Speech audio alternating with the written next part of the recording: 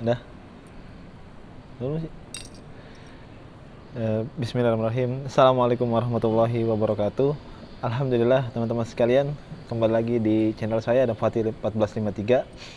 Pertama-tama teman-teman sekalian, puji syukur senantiasa selalu kita panjatkan kepada Allah Subhanahu wa taala. Begitupun juga salawat serta salam semoga selalu tercurahkan kepada baginda Nabi besar Muhammad sallallahu alaihi wasallam. Pada kesempatan yang singkat ini teman-teman sekalian, saya ingin menyampaikan beberapa hal yang insya Allah ini penting banget buat saya pribadi dan siapa tahu ada manfaatnya juga buat teman-teman semua. Kita melihat fakta bahwa kaum muslimin sekarang banyak sekali yang kemudian jauh daripada perilaku Islam itu sendiri. Mengapa sih demikian kan gitu ya? Dia seorang muslim tapi dia nggak mau pakai jilbab atau nggak pakai kerudung atau nggak pakai khimar dan seterusnya. Kemudian dia juga muslim, dia juga tapi nggak mau sholat gitu kan ya. Masih melakukan sebuah aktivitas yang dimana Islam melarang itu semua.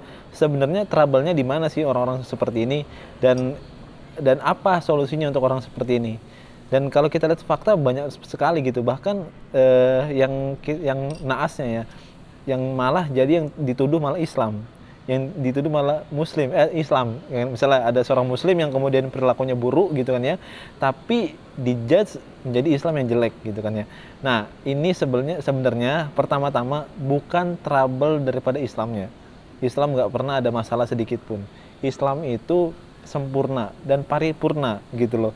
Islam sudah ada dari zaman Rasul dan aturannya seperti itu dan bisa membawa manusia dalam kehidupan dunia maupun akhirat.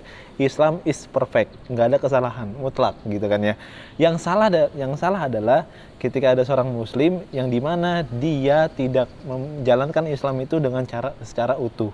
Nah, orang-orang yang begini teman-teman sekalian bisa kita lihat dari kemudian kemuslimannya atau keislamannya.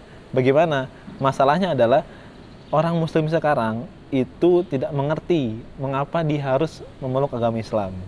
Dan gak pernah dia mempertanyakan kenapa dia harus menjadi seorang muslim.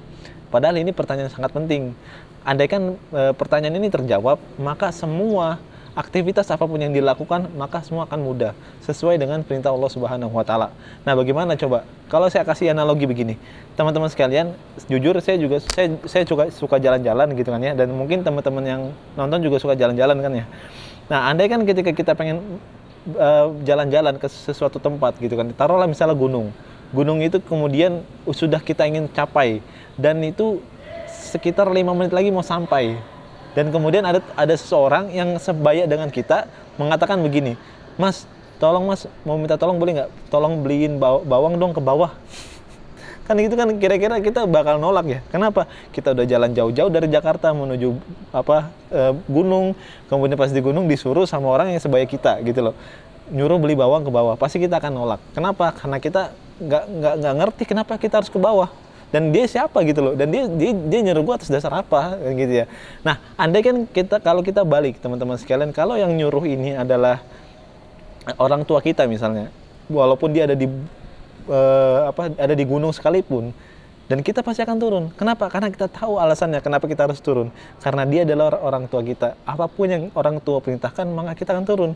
Dan itulah perbedaannya kenapa banyak seorang muslim yang dimana dia nggak memperlihatkan keislaman. Kenapa? Karena dia nggak tahu alasannya menjadi seorang muslim. Akhirnya yang terjadi adalah dia menjalankan perintah-perintah itu ya sedapatnya aja gitu. Atau bahkan nauzubillah dia nggak mau menjalankan perintah Allah Subhanahu wa taala. Itu yang mungkin yang mungkin itu yang kita lihat faktanya seperti itu kan gitu ya. Nah, inilah mungkin yang kalau bisa saya sampaikan ya. Banyak sekali orang-orang yang kemudian muslim tapi dia nggak ngerti kenapa dia harus menjadi seorang muslim, atau nggak ngerti kenapa harus Islam, kenapa nggak yang lain kayak gitu. Padahal ini pertanyaan kenapa ini penting banget. Kalau pertanyaan ini terjawab maka semuanya akan beres.